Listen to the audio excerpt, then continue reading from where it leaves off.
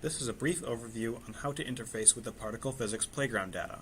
By now, you should know how to import the tools on either Google Colab or Jupyter Notebook. So now we are going to go over the second half of the data interfacing notebook. If you are running the notebook from this section, you need to make sure that all the above cells have been run, because you'll need these tools to work with the imported data. The H5 tools unpack the data into dictionaries, in which the particles are callable by the name of the particle and characteristic. You can see what exact dictionary entries you can use to call the data by printing all the keys with this command. Once the data is unpacked, we can organize it into lists one of two ways.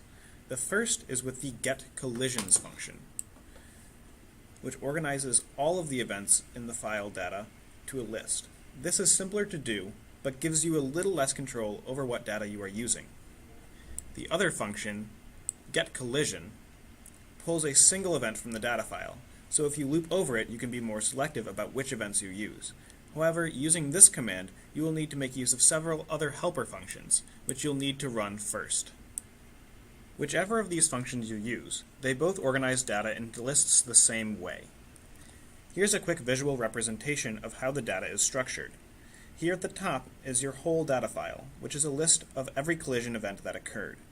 Each event is also a list. For instance, if you looked at the first event in the file, you would see that it is a list of every type of particle involved in that collision: electrons, photons, muons, etc.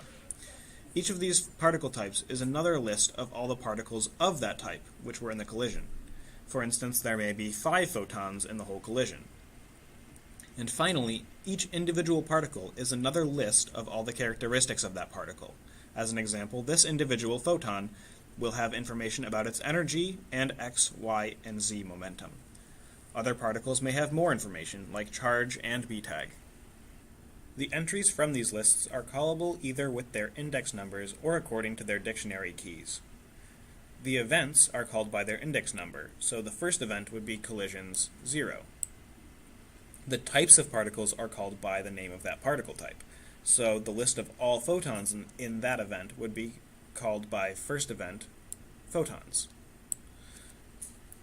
Each of the individual photons are then called by their index number, so the first photon in that list would be photons 0.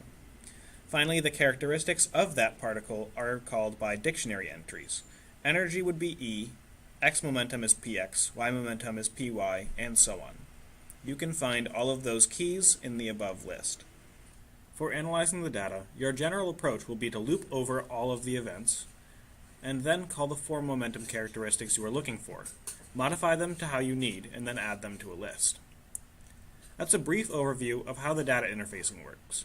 Until you get a feel for how the lists are organized, the structure might be a bit confusing, so don't be afraid to reference this notebook when you need help.